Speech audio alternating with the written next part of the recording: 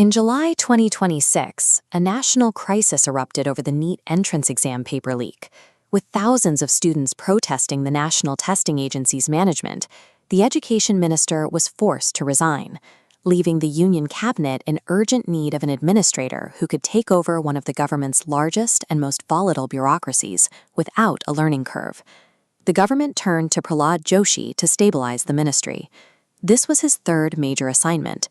He was already concurrently managing consumer affairs and the Ministry of New and Renewable Energy, overseeing the massive infrastructure required to power India's transition to solar. Today, Joshi manages three critical pillars of the national administration. But before 2019, his profile was almost entirely focused on a single corner of Karnataka. This raises a question of political mechanics. How does a local industrialist accumulate enough regional capital to eventually be trusted with this much centralized authority? The shift from industry to politics began in the early 1990s in Karnataka. Joshi spent his early years within the Rashtriya Swayamsevak Sangh, or RSS. He attended their ideological training camps, adopting an organizational discipline that would later define his administrative style. His first significant public visibility came between 1992 and 1994, centered on a specific patch of land, the disputed Idagah Maidan in Hubli. Joshi led the movement to hoist the Indian national flag at the Maidan and served as a prominent voice in the Save Kashmir movement, establishing him as a key figure in the state's ideological landscape. In the Indian political system, these street-level movements often serve as a proving ground, a way for organizers to show they can mobilize a base before being brought into formal party leadership. Joshi parlayed that visibility into a formal role within the Bharatiya Janata Party, eventually becoming the district president for Dharwad. In 2004, he won his first election to the Lok Sabha, capturing the Dharwad constituency. This map of Karnataka shows the 2009 general elections, a year that was devastating for many incumbents.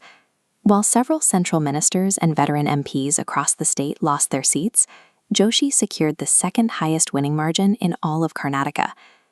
The 2009 results showed the party that Joshi's local operation was remarkably resilient. This reliability at the polls led to his appointment as state president of the BJP in Karnataka from 2014 to 2016. By 2024, Joshi had won 5 consecutive elections in Dharwad, maintaining an unbroken hold on his constituency for 2 decades. This creates what is effectively an electoral fortress. When a politician has an unshakable lock on their home district, they become incredibly valuable to the national leadership because they are free to focus on high-stakes central governance without fear of losing their seat. In 2019, that value was realized in New Delhi, as Joshi was brought into the union cabinet under the Prime Minister. He was initially deployed as the Minister of Parliamentary Affairs, tasked with managing the complex legislative schedule and coordinating with the opposition. At the same time, he was given control of the ministries of coal and mines, handling the heavy industry and resource extraction vital to the national economy. This established Joshi as a versatile anchor, a minister who can be dropped into demanding, often unglamorous portfolios, precisely because his political base is already secure. This is why when the education crisis broke in 2026, the government turned to Joshi. He had already demonstrated he could manage vast ministries, while his peers were still focused on their own re-elections. In a system defined by constant political flux, Joshi has become a stable constant, proving that the highest levels of central power in India are built on a foundation of early ideological credibility and a district that simply does not change its mind.